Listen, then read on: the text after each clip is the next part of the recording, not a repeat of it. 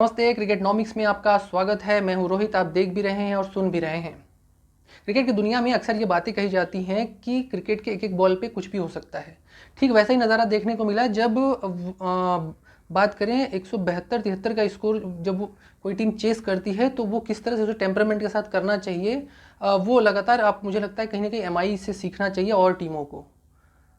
कल का जो मुकाबला था, जिस तरह से राजस्थान रॉयल्स के बैटर जल्दबाजी में उतरे अगेंस्ट द आरसीबी, वो बहुत ही निराश करने वाला था। राजस्थान रॉयल्स बहुत ही बड़ी टीम है और वो प्लान करके हर चीज़ करते हैं। उनकी उनकी प्लान उनका झलकता है हर एक टीम के रूप में। तो कल वो बहुत जल्दबाजी में दिखे और जिस तरह से पावर प्ले में ही सारे विकेट्स उन्होंने गंवाए जो शुरू के, वो बहुत ही निराशाजनक थे। उसके बाद 100 रन भी नहीं वो क्रॉस कर पाए।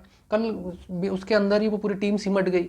तो बहुत कल सिर्फ हेटमायर थे जो मुझे लगता है थोड़े कंफर्टेबल लग रहे थे, लेकिन एक तरफ से विकेट गिर रहे थे तो वो भी मुझे लगता है हतोत्साहित हो गए और वो भी जल्दी आउट हो गए।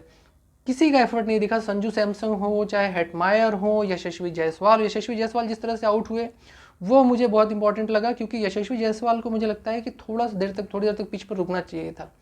फिर संजू सैमसन भी उसी जल्दबाजी में लगे, क्योंकि आते ही सभी बल्लेबाज लगातार पहले बॉल पे शॉट्स मारने की कोशिश कर रहे थे। तो कुल मिला जुला के फिर अश्विन जिस तरह से रन आउट हुए, वो भी थोड़ा था कि हेटमायर के साथ कोई एक रहना चाहिए ताकि स्कोर के नज़दीक जा सके। तो उसका एक लाभ आरसीबी को मिला। आरसीबी का रन रेट अच्छा हो गया है और इसका नुकसान जो है वो आरआर को हुआ, जो उनका रन रेट भी नीचे गया और टीम भी नीचे चली गई है, जिसके कारण वो मैच हारी है। नीचे जाने का मतलब कि अब कोई भी टीम अगर मैच जीती है तो वो उनसे ऊपर चली जाएगी, चाहे 2-3 चाहे आरसीबी और 2-3 टीमें और भी हैं, तो उन पर जो क्रम बदलता रहता है उस क्रम में वो ऊपर हो जाएगी। इतनी शुरू में सबसे अच्छा खेलने वाली जीटी और आरआर अब जो है धीरे धीरे, जीटी तो अपने क्रम में ऊपर ही है, लेकिन आरआर धीरे धीरे हारने के कारण अब जो है उसके जो प्रदर्शन है उसमें गिरावट आती चली गई है। तो ये एक बड़ा, और एमआई का प्रदर्शन धीरे धीरे ऊपर आता चला गया, यानी कि अच्छा होता चला गया। ये एक बड़ा अंतर है आईपीएल में। शायद यही से लिए आईपीएल को कहा जाता है कि इनडिफिनिट स्पोर्ट। तो ये मेरे लिए बहुत ही कल का खेल बड़ा इंपॉर्टेंट था। और निराशा मुझे इस चीज़ को लेकर हुई कि कल बॉलर्स ने भी ज़्यादा साथ नहीं दिया।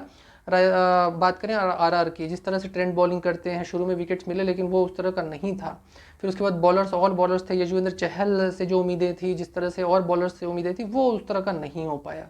और वो और अच्छा कर सकते थे लेकिन वो उस तरह से नहीं हुई। और स्कोर मुझे लगता है उनका एक टारगेट था कि 140-145 तक मिलेगा, वो चेस कर लेंगे।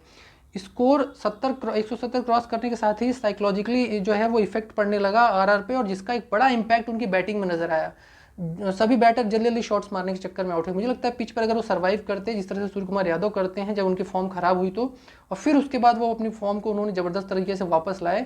और उसी तरह से मुझे लगता है कि आरआर के बैटर्स को भी उनसे सीख लेनी चाहिए कि किस तरह से पिच पर रहकर सस्टेन कर अपने आप को और फिर उसके बाद शॉट्स मारने चाहिए। कुल मिला के राजस्थान रॉयल मुकाबला हार चुकी है, आरसीबी जीत चुकी है। दोनों ही टीमें जो हैं वो जोहदत कर रही हैं कि अंतिम 4 में जगह बनाई जाए, लेकिन मुझे लगता है कि बहुत मुश्किल है। अगर एमआई हारती है या कुछ ऐसी स्थिति आती है तो शायद ऊपर आए, लेकिन मुझे लगता है कि अभी बहुत मुश्किल लग रहा है कुछ भी कहना। देखते हैं आगे क्या होता है, लेकिन मज़ा तो इसी में है।